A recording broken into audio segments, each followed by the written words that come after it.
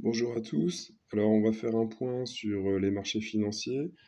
Donc, suite à la forte correction qu'on a eue la semaine dernière, suite à l'apparition des publications sur l'emploi, donc qui se sont avérées plus fortes que prévu. Donc, suite à ça, on a eu donc une plongée des indices, notamment Nasdaq et SP 500. Et donc, on va regarder un petit peu où on en est au niveau des ratios de valorisation. Donc là, comme vous pouvez le voir, donc on a la représentation du Dow Jones depuis 1900 jusqu'à 2026, hein. Donc on est toujours sur des plus hauts historiques. Donc au niveau des valorisations, donc actuellement le Dow Jones se négocie à 50 786 points et vous pouvez voir qu'on est toujours à 2,09 fois la médiane, hein, la médiane qui est à 24 304 points. Donc là, on est toujours au 98e pourcentile, hein, donc on peut dire qu'on est toujours en bulle, hein. Pour rappel, le ratio de l'indice sur sa médiane, là vous avez les percentiles, et vous voyez que donc au-dessus de deux fois la médiane, on est toujours sur des niveaux extrêmement élevés. Donc là, on est à 2,09 fois, donc on est au P98, donc au 98e pourcentile. C'est-à-dire que 98% du temps, sur les 120 dernières années, on était en dessous de ces niveaux de valorisation-là.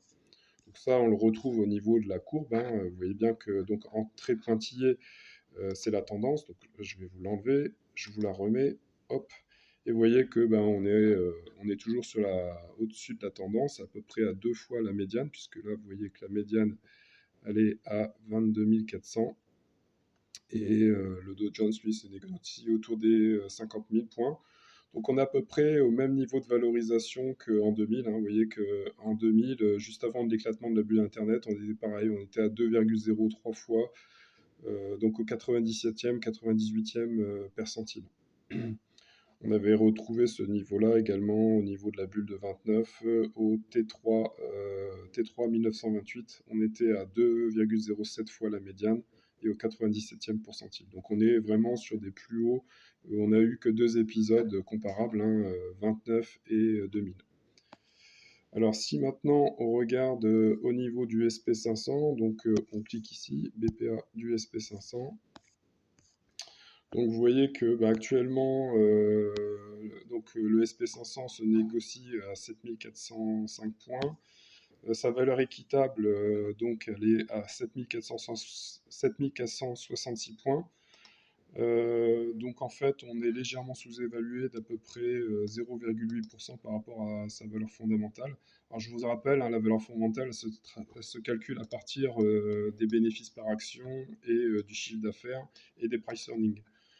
Donc, compte tenu d'une marge nette, hein, qu'on a autour de 13%, actuellement la marge nette est à 13%, donc par ailleurs on est sur des plus hauts historiques également en termes de profitabilité des entreprises américaines.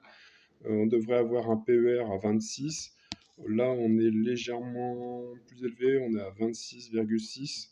Donc on est au 94e pourcentile, hein, je vous rappelle. Donc c'est une distribution qui a été mise en évidence par Shiller entre 1871 et 2026.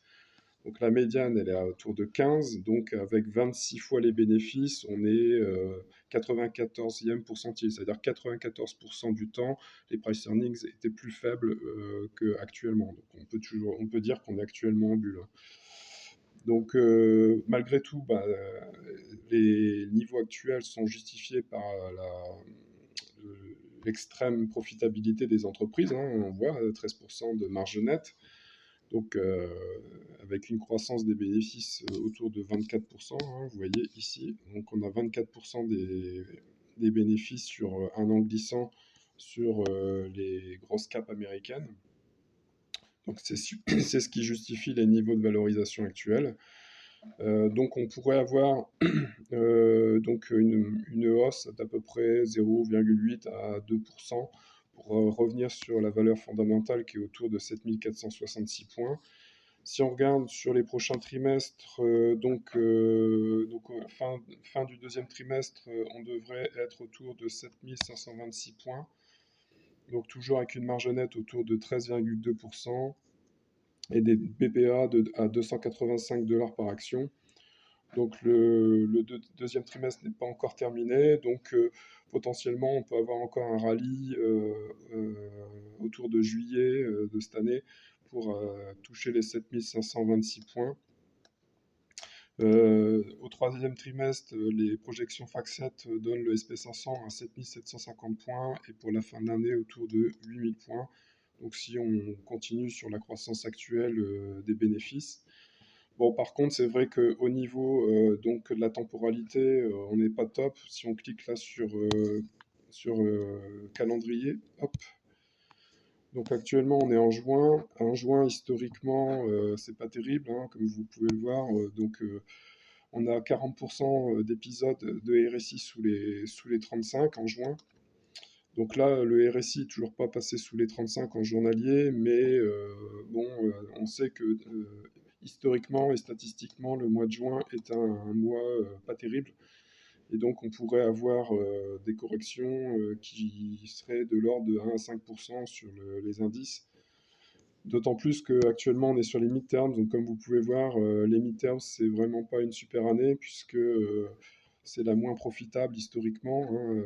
Si je vous donne hop, la répartition des rendements sur les différentes investitures, que ce soit Biden en 2020 ou Trump en 2016, on était systématiquement négatif. Bon, il y a quand même des années positives au niveau des midterms, mais je veux dire, bon, la moyenne, elle est à 4,6% de rendement annuel. La médiane, elle est à 3,5%, mais quand même, dans 25% des cas, on est à moins 8%.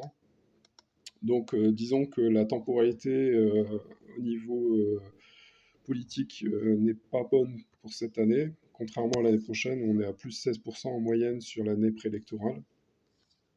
Donc ça, combiné avec un moins de juin qui n'est pas terrible, donc on pourrait avoir encore un peu de volatilité. Si on regarde le calendrier plus pour le mois, on voit qu'on est toujours sur des évaluations assez négatives, hein. Pour la semaine, on est entre 2,5 et 1,9 sur 10 en termes de risque.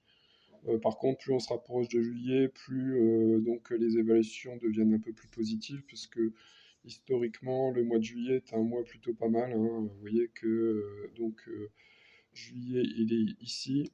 Donc c'est le deuxième meilleur mois, avec seulement 8 épisodes sur 40 ans de RSI sous les 35.